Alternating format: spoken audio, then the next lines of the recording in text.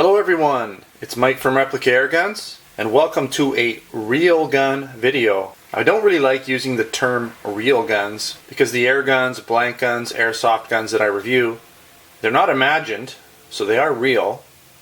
They're just a different type of gun. They happen to use, in most cases, CO2 to shoot a BB, either metal or plastic, but they still shoot something in most cases, or they're a blank gun. They have a cartridge much like a real gun that has gunpowder in it. A blank gun just doesn't actually shoot a projectile. Maybe you could call it projectile challenged or something, I'm not really sure. But blank guns do have their place. They are real. They are not imagined either. Now before I get into more ranting, this video is about my Norinco Type 54, which is actually a Model 213 chambered in 9mm, and it's a copy of the Russian Tokarev. So we will be getting into a kind of preview of that gun, and the reason I want to preview it is because I've been trying to get my hands on the Baikal MP656 6K, which is essentially a Russian-made BB shooting Tokarev.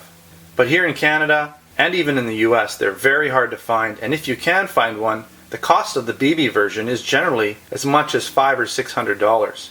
And I actually purchased my Model 213 Norinco for about $200. And it's a real gun. Alright, so back to the rant. Now every once in a while I get some Yahoo. I guess for some reason they don't feel very good about themselves, so they need to put me down personally because I like to review air guns and airsoft guns, blank guns. And they'll usually make some comment about how I should get a real gun and stop being this or stop being that or whatever. And to be honest, I don't really have time to get into it with these people. I'm assuming they have a lot of time because they like to go around and post these types of comments all over the place and get into heated battles.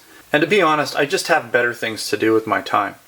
Alright, so to reinforce the fact that I do have real guns, here is a selection of my pistols. Now I didn't have room on my table for my buckmark, but this is one of my favorite 22s here. Don't mind this enormous scope. It's a little bit overkill, but it came with the gun when I bought it and it seems to work pretty good, so I've just left it on. This gun is a tack driver, shooting even at 20 yards or 60 feet. It gets extremely nice groups, beautiful trigger, very easy to shoot, works flawlessly with just about any type of 22 long rifle round. Quickly, we'll just go over what's on the table. I don't want to spend a lot of time here with these other guns. I just want to let you know what they are basically, and I have reviewed some of the 22s on this table just because I feel a lot of my audience is interested in 22 caliber as well. Because they're an economical round to shoot. Usually the guns are more economical to buy, and you can shoot them in a lot more locations than you can larger caliber ammo.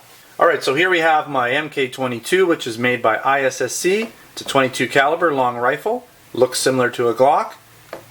We have our Norinco Colt Woodsman copy here, and it's a Model M93.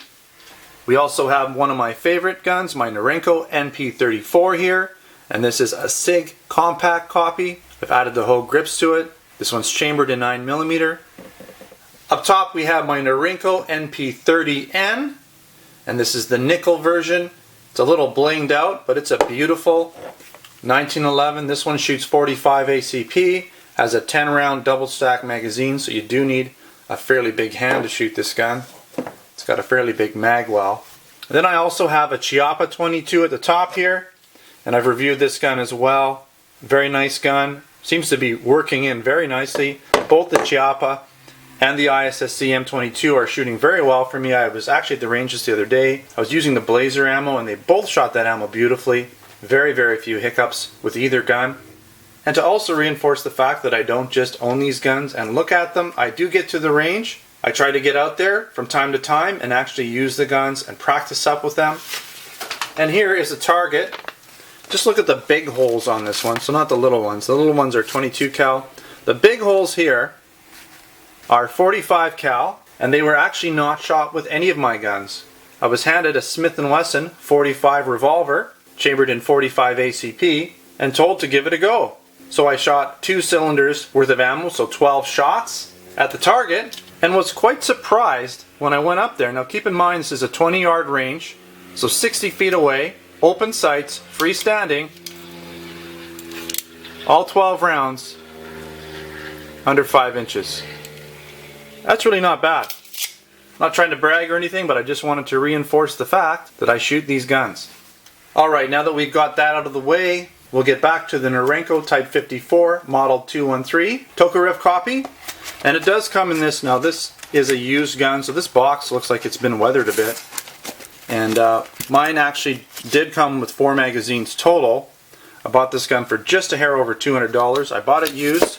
I may have been able to buy it new for $200, but the advantage is it's in very good shape. I bought it from a friend, and I did have the opportunity to shoot it first, and I really liked the way it shot. It felt good to me, and so being able to actually use it, try it out, make sure the gun functioned the way I wanted it to was a bit of a plus, and I essentially paid the price that my friend bought the gun for. Maybe got a free magazine or something out of the deal. So let's take a quick look. You can see it's in pretty decent shape.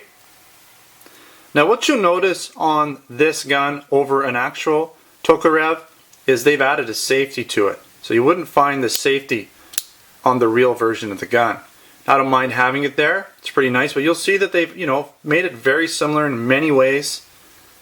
Now unlike the real version of the gun, the Norinco version is chambered in 9mm.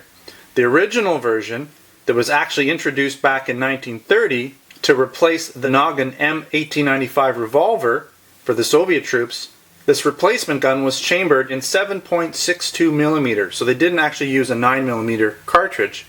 They used this kind of rather unusual 7.62mm cartridge. Now Norinco revised this version a little bit, and you'll see here in the mag well, they've added this block in the magazine well so that you could use these shorter magazines, which is kind of nice because you don't have a really thick long magazine, you have a smaller magazine that fits into the gun. Now you can get a similar version of this Norinco without the block, and it uses essentially a block in the magazine. So the block would be in the magazine and not in the actual mag well. I kind of like this version because, like I said, the magazines are a little smaller. Gun is not going to be smaller because the block is in the gun. Now this gun is styled after the Browning FN Model 1903. Looks very similar, at least externally, but internally it is different. It incorporates a short recoil dropping barrel, which is kind of more often found in a 1911 style pistol. Now, if you look at a 1911, you can see some similarities, especially the front half of the gun. But the back half is quite different, and the trigger mechanism on a Tokarev is very different than a 1911. It's actually removable, I believe, as a one-piece unit, which is kind of neat. And they did make some other improvements on this gun over your typical 1911. I'm not going to field strip it or anything, I just wanted to show you around the gun. By the way, all these guns have been safety checked several times.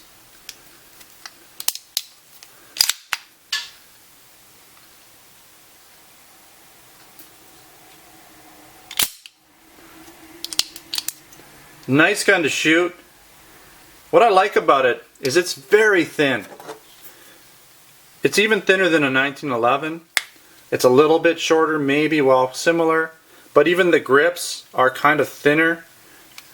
Now if you look at a compact gun such as this SIG, it is compact in that it's maybe shorter, but look at how much thicker it is.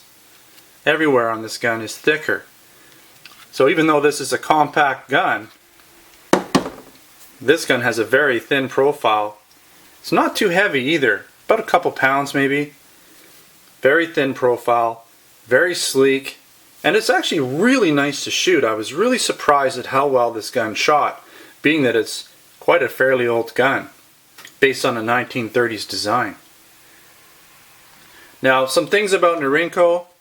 These guns are not known for their finish. They tend to be, I don't know if I can get in here and if you can see some of it, they tend to have some rough edges every once in a while in different spots, but overall they're pretty good. There's really nothing wrong with them. One of the reasons why they're sometimes a little bit rougher than your other, Smith & Wesson style or name brand gun here made in the US or other European places, one of the reasons why they're a little bit rougher is because Norinco uses some really hard metal, very high nickel content, even in the blued versions. and they are strong. A lot of guys using 1911 competition guns will use a Norinco frame as the basis for their gun because the metal is just so strong. And that might be one reason why they don't finish it off quite as nice. But you know what, a real Tokarev, it's going to be a little bit rough too. The Russians don't like to spend a lot of time polishing their guns and making them perfect. It's all about functionality. And these guns, these Norinco guns, I've owned several of them, and I have to say they work really well, and very, very rarely will I have any problems with them. Alright, so maybe at some point I'll be able to show you the Baikal MP656K, but for now, this is about as close as we're going to get to it. And I'm going to enjoy shooting this gun as often as I can get out to the range, that is. So hope you've enjoyed this little preview here of this Norinco Type 54 Model 213 Tokarev copy. Now, I don't know if I'm going to be doing a lot of other real gun reviews, but I might throw one in there every once in a while. Why not?